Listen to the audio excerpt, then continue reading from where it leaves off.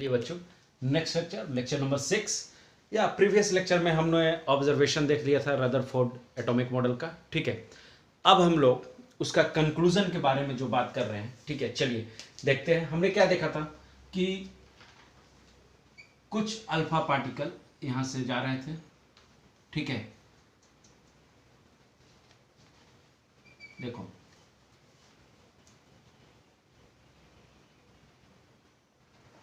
ठीक है, यही फेनोमेना हुआ था। तीन फेनोमेना हमने देखा था कि फर्स्ट में हमने देखा कि 99% जो अल्फा पार्टिकल थे ऑब्जर्वेशन में, वो सीधा इस गोल्ड फॉयल प्लेट को पार कर गए थे।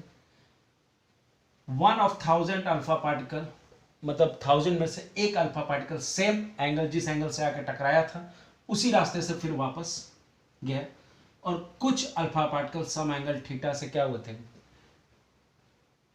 थे, डिफ्रैक्ट हुए थे। ठीक है, और इसी को हम लोग बोलते हैं क्या, स्कैटरिंग एंगल। इसी को हम लोग क्या बोले, स्कैटरिंग एंगल। ठीक है, तो आज हम लोग कंक्लूजन के बारे में इसका बात करते हैं। चलिए ध्यान रखिएगा, आज हम लोग कंक्लूजन के बारे में बात करेंगे। चलो कंक्लूजन के बारे में बात कर रहे हैं। ठीक है, कंक्लूजन के बारे में बात करेंगे। चलो कंक्लूजन के बारे में first point, since most of the alpha particle were able to pass through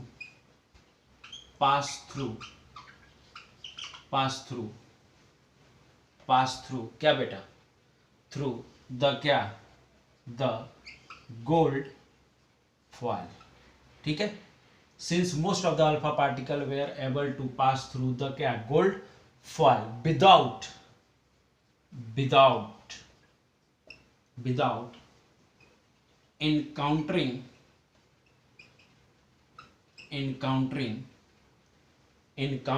क्या,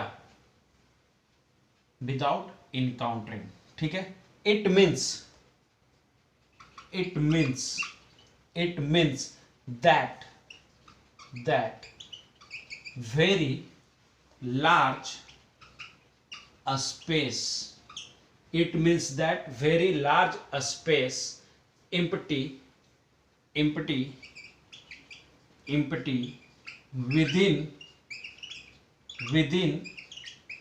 within the क्या, एटम। क्लियर है, since most of the alpha particle were able to pass through the gold foil. ठीक है, gold foil without encountering, it means that very large a space is empty, यहाँ पे is ध्यान रखना, is empty within the क्या, atom. इसका मतलब है कि जो 99% अल्फा पार्टिकल स्ट्रेट पास किए हैं, इसका मतलब है कि वहां पे जो एटम है वहां पे हॉलो स्फीयर वो ज़्यादा है, मतलब खाली स्थान वहाँ पे ज़्यादा है, इसलिए तो 99% अल्फा पार्टिकल उसके सीधे पार करेंगे। अगर कुछ होता तो टकराते ना, है कि नहीं। 99% जो है वो गोल्ड फॉयल खाली है। चलो अब नेक्स्ट देखते हैं इसमें। चलो ये हटा दो, नेक्स्ट पॉइंट देखते हैं। चलो नेक्स्ट पॉइंट नंबर 2। हर एक पॉइंट को थोड़ा ध्यान से समझते हुए आगे बढ़ेंगे। ठीक है, पॉइंट नंबर 2। ठीक है, पॉइंट नंबर 2, सेंस लिखेंगे फिर से, since few of the alpha particle, since few of the alpha particle क्या बेटा, were deflected, since few of the alpha particle were क्या, deflected from their क्या, path, from their क्या बेटा, path, through क्या, यहां पे यही पे लिख देता हूं, through क्या, some angle, through क्या, एक मिनट, थ्रू क्या, ध्यान देना, थ्रू क्या, सम एंगल, ठीक है, चलो, since few of the alpha particle were deflected from their path through some angle, ठीक है, it was conclude that, it was क्या, it was conclude that, it was conclude that, that conclude that whole of the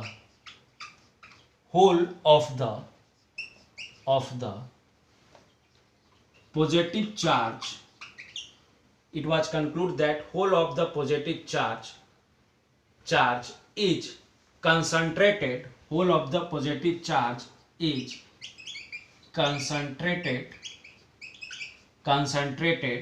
कहाँ पे, in a very small, in a very small क्या बेटा, region, very small region known as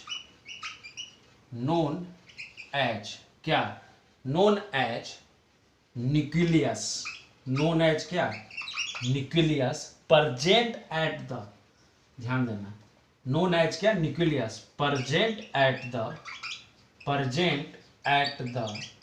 center of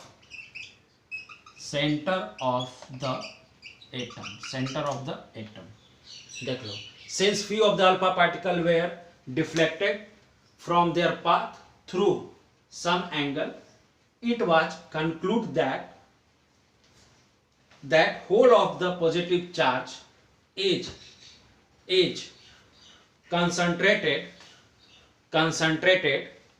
concluded, अच्छा concluded यहां पे लिखो please, concluded होगा, ज्यादा अच्छा रहेगा, concluded that whole of the positive charge is concentrated in a very small region known as nucleus present at the center of the क्या, atom, ठीक है, पूरा पॉइंट क्लियर होना चाहिए। कहने का मतलब क्या है इस पॉइंट में, कि जब ये डिफ्लेक्शन आया था अल्फा पार्टिकल में, तो वहां पे बोला गया कि एक स्मॉल रीजन में सेम, जैसे अल्फा पार्टिकल क्या है, पॉजिटिव चार्ज है अल्फा पार्टिकल पे भी, वैसे ही एक स्मॉल रीजन में उस एटम के पॉजिटिव चार्ज है, जिसको हम लोग क्या बोला गया, न्यूक्लियस बोला गया, ठीक है। उसी के चलते, क्योंकि सेम चार्ज एक दूसरे को क्या करते हैं, रिपेल करते हैं, इसके कारण से वो क्या हुआ, सम एंगल थीटा से डिफ्लेक्ट हुआ था, है कि नहीं। चलो अब नेक्स्ट पॉइंट देखते हैं, यहां पे क्लियर है। चलो अब नेक्स्ट पॉइंट देखते हैं, ध्यान रखना सभी लोग यहां पे। चलो अब नेक्स्ट पॉइंट देखते हैं, ठीक है, this is the third point, यहां पे ध्यान देना। अ वेरी फ्यू लिखते हैं, अ very few of the alpha particle क्या, suffered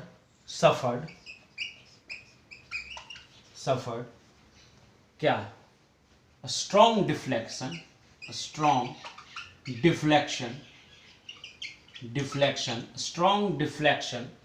or even returned back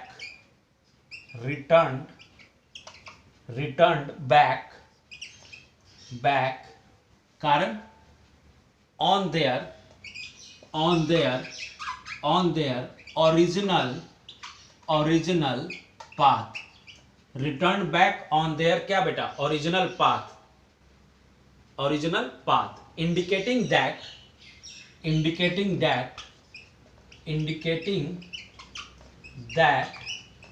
the nucleus is क्या बेटा, nucleus is rigid and most of atom, या nucleus is क्या, rigid and ऐसे लिखो, mass of atom is क्या, mass of atom is concentrated at the क्या, center, mass of atom is concentrated at क्या, center, ठीक है। क्या लिखा मैंने, a very few of the alpha particle suffered strong deflection और even return back on their original path, indicating that the nucleus is rigid and mass of atom is concentrated at the क्या centre. ठीक है, clear है बात, concentrated at the centre. ठीक है, चलो यहां तक क्लियर है। इसका मतलब क्या हुआ कि जो अल्फा पार्टिकल जो डिफ्लेक्ट हुआ है, इसका मतलब है कि वहां पे जो न्यूक्लियस है वो अपने पास वो फिक्स है, वो कहीं मूव नहीं कर रहा है। ठीक है, तो इसका मतलब है कि जो मास ऑफ एटम है वो वहीं पे कंसंट्रेटेड है। टोटल मास ऑफ एटम जो है वो पर्टिकुलर उसी स्थान पे क्या है, कंसंट्रेटेड है, वहीं पे है बस। इसका ऐसे पूछा है, ये एटम हो गया और इसके अंदर ये न्यूक्लियस है और यहां से मान लो कि अल्फा पार्टिकल आ रहा है। ठीक है, तो ये थोड़ी मूव करता है, ये तो मूव नहीं करता, ये तो रिजिड है, अपने स्थान पे ही है कि नहीं। तो इसका मतलब है कि जितना एटम का जो भी मास है वो यहीं पे प्रेजेंट है, यही इसका मतलब है। क्लियर है सभी को ये बात? ओके, ठीक है। अब चलो हम नेक्स्ट पॉइंट देखते हैं। अब नेक्स्ट पॉइंट, ठीक है, कुछ ऐसे फैक्ट्स हम लोग चेक करेंगे। ठीक है, कुछ ऐसे फार्मूला हम लोग यहाँ से निकालेंगे जो कि क्वेश्चन बहुत पूछते हैं उस पर, चाहे वो IIT JEE हो, ठीक है, खास करके एडवांस या नीट मेंस अगर बोला जाए। ठीक है, जो थोड़ा सा टफ एग्जामिनेशन होते हैं, ठीक है, कॉम्पिटिटिव लेवल के, तो ये हमारा एक नेक्स्ट लेवल जो है वो अप किया जा रहा है कंसेप्ट के अनुसार। तो एंगल ऑफ डेविएशन, ये चीज हम लोग यहाँ पे पढ़ेंगे। एंगल ऑफ क्या, डेविएशन। एंगल ऑफ क्या, डेविएशन, ध्यान देना, एंगल ऑफ क्या, डेविएशन या scattering angle. Angle of deviation या क्या बेटा, स्कैटरिंग एंगल, या इसको क्या बोलते हैं हम लोग, स्कैटरिंग, स्कैटरिंग क्या एंगल, ध्यान देना। ठीक है, चलो अब बात करते हैं यहाँ पे। ठीक है, देखो अभी हमने क्या देखा कि एक न्यूक्लियस है, अभी हमने कंक्लूजन निकाला, और यहां से अगर अल्फा पार्टिकल चला तो सम एंगल थीटा से वो क्या कर रहा है, डेविएट हो रहा है कि नहीं। ये हमारा क्या है, अल्फा पार्टिकल है मान लो। ठीक है, ये क्या है हमारा अल्फा पार्टिकल। ठीक है, ये क्या है हमारा न्यूक्लियस है, ध्यान रखना है बेटा। ठीक है, चलो समझना बहुत जरूरी है। ठीक है, ये मूव कर रहा है, ठीक है, और इसकी मूविंग जो वेलोसिटी है, इसकी जो मूविंग वेलोसिटी है वो मैं भी मान रहा हूँ। इसकी जो मूविंग वेलोसिटी है वो मैं क्या मान रहा हूँ, भी। मूविंग विथ वेलोसिटी भी, मूविंग विथ, मैं लिख देता हूँ, मूविंग विथ, जो अल्फा पार्टिकल मूव कर रहा है वो वेलोसिटी v से मूव कर रहा है। चलिए यहाँ तक तो समझ में आ रहा है सभी को? ठीक है, अब जरा देखते हैं इसके अंदर फर्स्ट पॉइंट समझना, नंबर ऑफ, देखो सब चीज लिखते रहा हूँ, एकदम ध्यान से रखना। Number of particle scattered, number of particle scattered directly proportional to proton square, directly proportional to क्या, प्रोटॉन स्क्वायर। इसका मतलब जितना पॉजिटिव चार्ज होगा उतना ही पार्टिकल क्या होगा, स्कैटर्ड होगा। अरे जितना पॉजिटिव चार्ज आएगा उतना ही स्कैटरिंग ज्यादा होगा, उतना ही स्कैटरिंग का फेनोमेना ज्यादा होगा। अरे ज्यादा पार्टिकल इधर जाएंगे तो स्कैटरिंग ज्यादा होगा, है कि नहीं, डिफ्लेक्शन ज्यादा होगा। दूसरा बात, सेकेंड पॉइंट, इसमें ध्यान देना, नंबर ऑफ, ध्यान देना, पार्टिकल, नंबर ऑफ क्या, पार्टिकल स्कैटर्ड, स्कैटर्ड। ठीक है, इसको हम लोग n से रिप्रेजेंट कर रहे हैं, directly proportional to n i मैं लिख रहा हूं, या n0 i लिख दो, यहां पे ध्यान रखना। ठीक है, चलो इसको हम लोग बोलते हैं नंबर ऑफ पार्टिकल बम्बार्डेड, मैंने जितना बम्बार्ड किया गया उस पर, नंबर ऑफ पार्टिकल क्या, बम्बार्ड, उसके भी प्रोपोर्शनल होगा, बम्बार्डेड। ठीक है, पहला चीज तो जितना प्रोटॉन होगा उतना स्कैटरिंग होगा। दूसरा चीज जितना हम बम्बार्ड कर दें अल्फा पार्टिकल, जितना अधिक करेंगे उतना अधिक स्कैटरिंग होगा। चलिए ये 2 पॉइंट हुआ। थर्ड पॉइंट जरा मैं लिखूं इसमें, थर्ड पॉइंट ये हटा दूं, ये दोनों पॉइंट हटाऊं, लिख लिया आपने तो, चलो ये 2 पॉइंट हटाता हूं। सब पॉइंट लिखते जाना है तभी समझ में आना है, नहीं तो फिर नहीं आना, याद रखना समझ में। थर्ड पॉइंट थोड़ा एडवांस लेवल का ये कंसेप्ट है तो थोड़ा ध्यान देना है। नंबर ऑफ पार्टिकल, फिर से नंबर ऑफ क्या, पार्टिकल, नंबर ऑफ क्या, पार्टिकल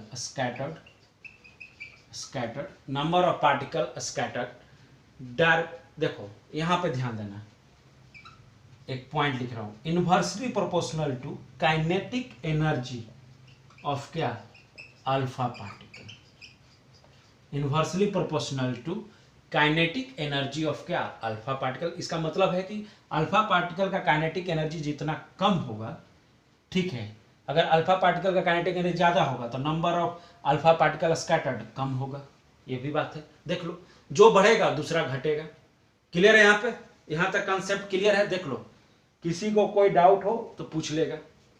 चलो फोर्थ पॉइंट देखते हैं कि यहाँ से फोर्थ पॉइंट क्या एजम्पशन निकल रहा है, क्योंकि जब ट्रेवल कर रहा है अल्फा पार्टिकल भी वेलोसिटी, तो ऑफकोर्स उसमें काइनेटिक एनर्जी है इनिशियली, है कि नहीं। Fourth point, number of alpha particle, number of alpha particle scattered, proportionality का साइन 1 अपॉन, देखो साइन ये डेरिवेशन से आता है, साइन 4, साइन का पावर 4 थीटा बाई 2।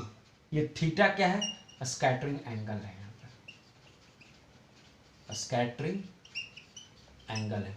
ये चारों पॉइंट तुम लिख लो, ये चारों पॉइंट लिख लो। Number of alpha particle scattered inversely proportional to scattering angle हो रहा है, ठीक है। तो चलो अब आगे बढ़ते हैं, ठीक है। इन सभी का पहले मैं ग्राफ बनाता हूं, ठीक है, हटाओ। चलो ध्यान रखना सभी लोग, यहां तक सभी लोग ध्यान रखेंगे, ठीक है। चलिए पहले हम लोग ग्राफ बना लेते हैं इसका, ठीक है। फर्स्ट ग्राफ किसके बीच, फर्स्ट ग्राफ एन और किसके बीच, जेड के बीच, एन और क्या, जेड, अरे ठीक है, एन और क्या, जेड, पहला प्रोटॉन का स्क्वायर जो बोले थे हम, ठीक है। तो ये ग्राफ कुछ ऐसा आता है, देखो, तो ध्यान रखना सभी लोग, ठीक है, ग्राफ याद रखना, ठीक है। फिलहाल चलिए नेक्स्ट, एन और किसके बीच, एन नॉट आई के बीच, ठीक है। तो ये स्ट्रेट लाइन बनता है, ठीक है। दोनों ग्राफ उतार लो। थर्ड ग्राफ अब बनाते हैं, ये हटा दूं। चलो थर्ड ग्राफ हमारा एन, नंबर ऑफ क्या, scattered, number of particle scattered, और किसके बीच, काइनेटिक एनर्जी, ठीक है। कैसा ग्राफ बनेगा, तो ये ग्राफ है, ये देखो, ठीक है, रेक्टेंगुलर हाइपरबोला टाइप का आता है, ठीक है। नेक्स्ट हमारा एन और किसके बीच, थीटा, स्कैटर्ड एंगल के बीच, ये भी कुछ इसी तरह का आता है, रेक्टेंगुलर हाइपरबोला, ठीक है। तो चलिए ये तीनों ग्राफ बना लीजिए, ठीक है, 3 और 1 4 ग्राफ बना लीजिए, ठीक है। उसके बाद बात करते हैं, ठीक है। चलिए अब ध्यान देना है, ठीक है, अब ध्यान देना है कि फॉर्मूला जो है यहाँ पे एंगल ऑफ डेविएशन का जो फॉर्मूला आता है, ठीक है, जो एंगल ऑफ डेविएशन का जो फॉर्मूला आएगा, ठीक है, तो ध्यान दो क्या लिखा मैंने कि n of theta directly proportional, मैंने क्या बोल दिया है, Z square, n of theta directly proportional to क्या बोल रहा हूँ मैं, जेड स्क्वायर, नंबर ऑफ क्या, प्रोटॉन, यही तो है, नंबर ऑफ क्या बेटा, प्रोटॉन, देखो और सिंप्लीफाई कर दिया हूँ, नंबर ऑफ क्या, प्रोटॉन। फिर मैंने क्या बोला कि n theta, n of theta scattered, number of particle scattered directly proportional to क्या, एन आई या एन नॉट आई, ठीक है। इसी को हम लोग क्या बोल रहे हैं, नंबर ऑफ पार्टिकल बॉम्बार्डेड, है कि नहीं। और ये क्या है, नंबर ऑफ पार्टिकल क्या है, स्कैटर्ड एट एंगल थीटा, है कि नहीं। अब देखो नेक्स्ट क्या था, n of theta inversely proportional to क्या है, काइनेटिक एनर्जी, बोलो इसका क्या है, काइनेटिक एनर्जी का तुम यहाँ पे स्क्वायर भी कर दो तो कोई फर्क नहीं पड़ने वाला है, वही ग्राफ आना है, ठीक है। अब एक और क्या है, n theta, n theta, n theta क्या बेटा, देखो यहां से फॉर्मूला आएगा, एन थीटा, थीटा बाई 2, ये हमारा फॉर्मूला है, ठीक है, यहीं से हम नंबर ऑफ क्या अल्फा पार्टिकल कितने स्कैटर्ड हो रहे हैं, किस एंगल से स्कैटर्ड हो रहे हैं या कितने स्कैटर्ड हो रहे हैं, ये हम निकाल सकते हैं।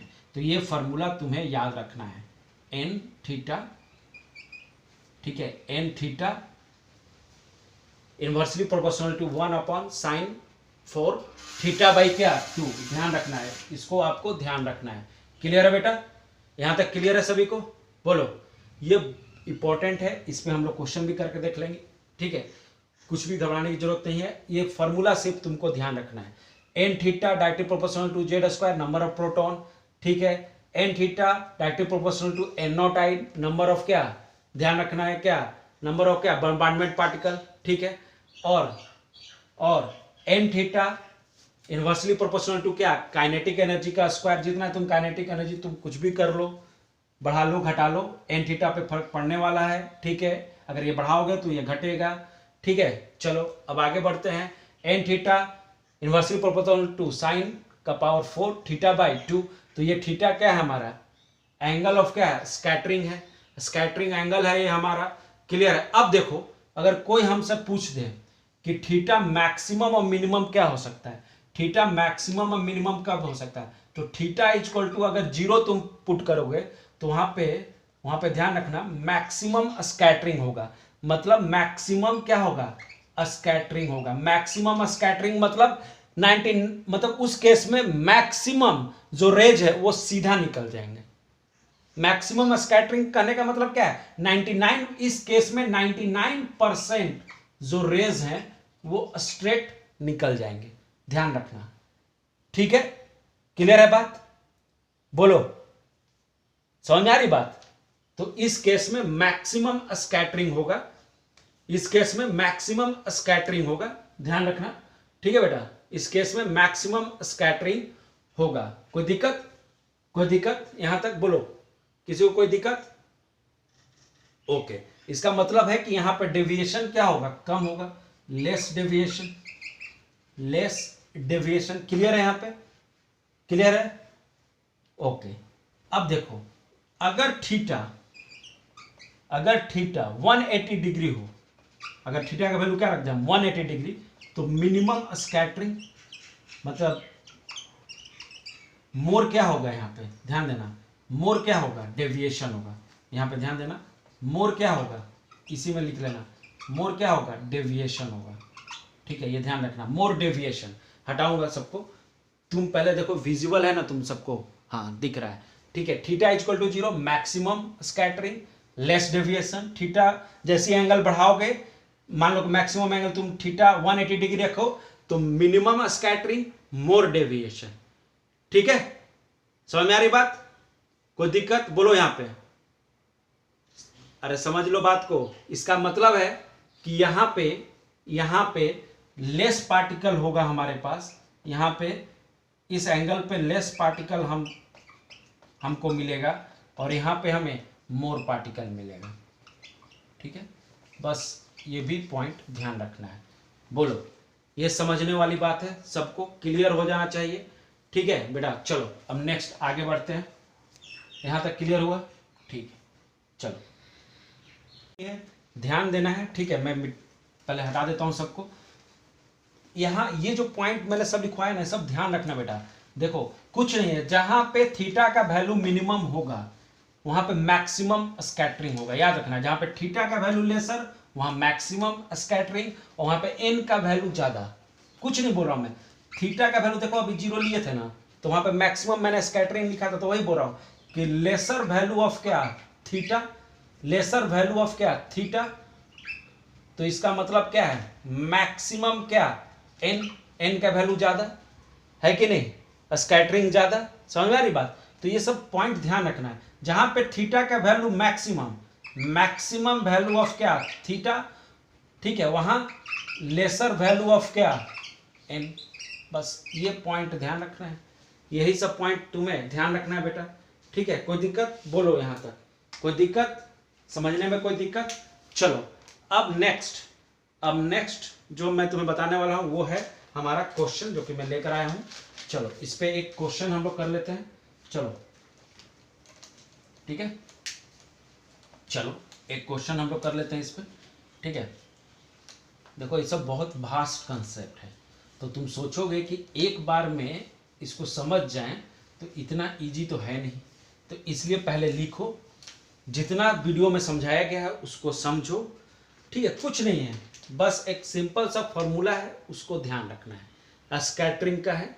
ठीक है, तो देखो क्वेश्चन से और तुमको क्लियर हो जाएगा।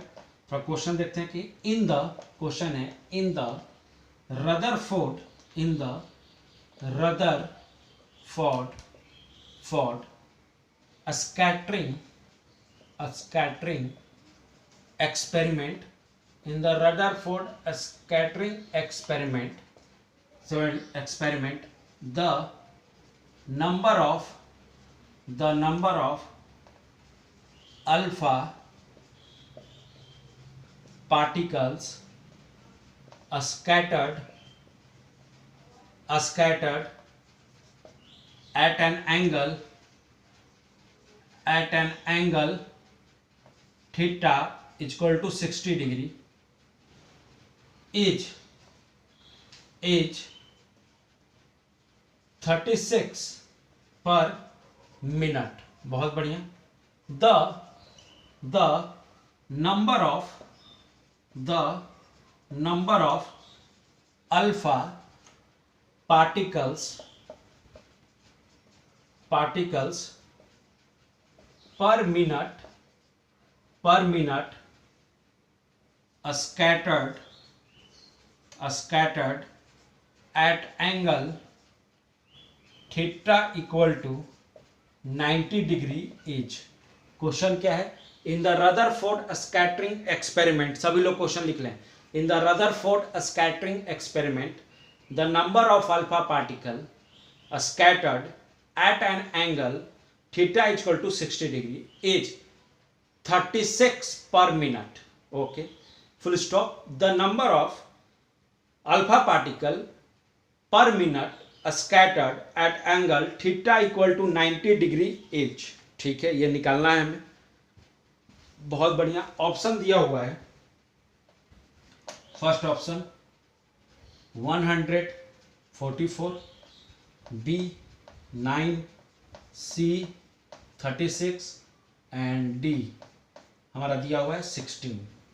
तो बताना है आपको, ठीक है, कि नंबर ऑफ अल्फा पार्टिकल पर मिनट कितना स्कैटर्ड होगा। तो चलिए एक बार एन ऑफ थीटा 60 के लिए बनाएंगे, मैंने एन 60 के लिए एक बार फॉर्मूला लिखेंगे, एक बार एन 90 के लिए लिखेंगे। ठीक है, तो ये क्वेश्चन हटाओ, चाहिए ऑप्शन हटा रहा हूँ। ठीक है, पहले देखो कैसे लिखते हैं ये मैं तुम्हें बता दूँ।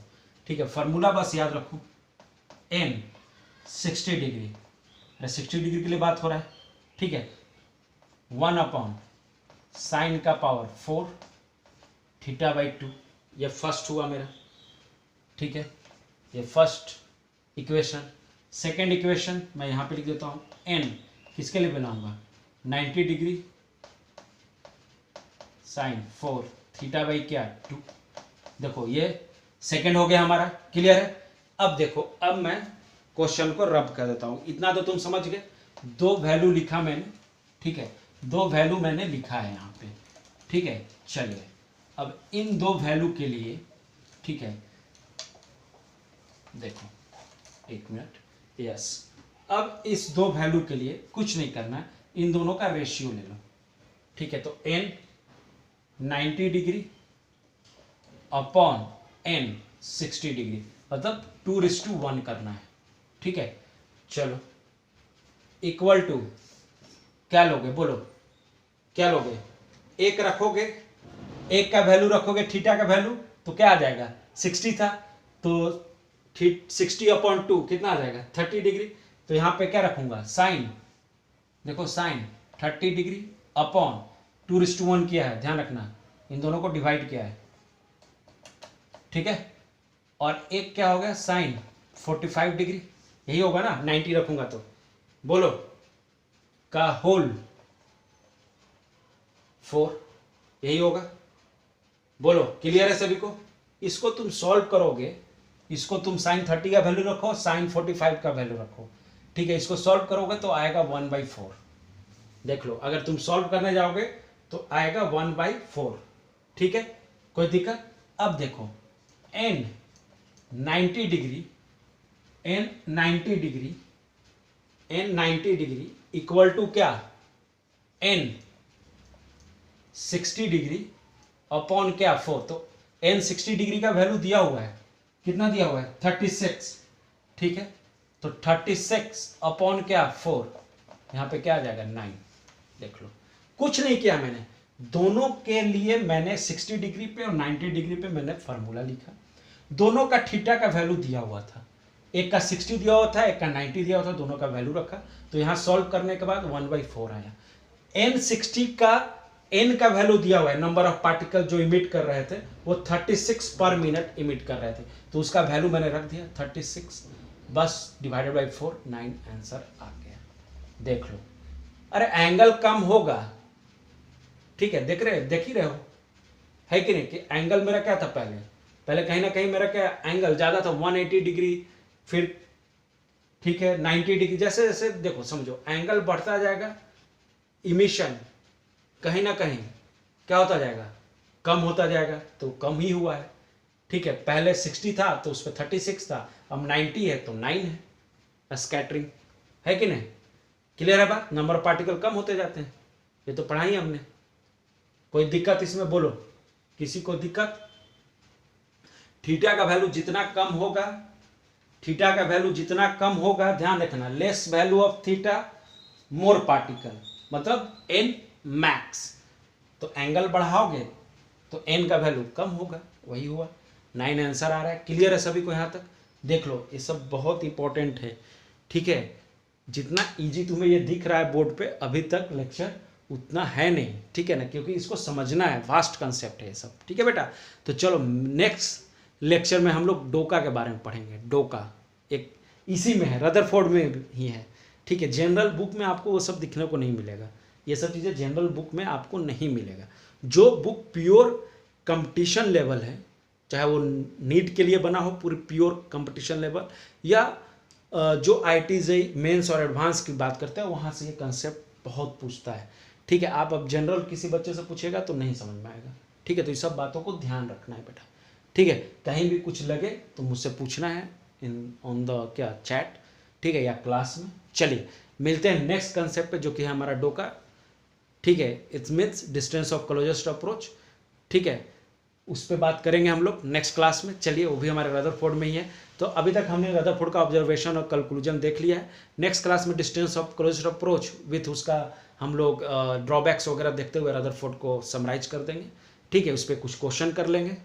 चलिए मिलते हैं नेक्स्ट क्लास में, तब तक के लिए thank you so much, bye, see you in next class, धन्यवाद।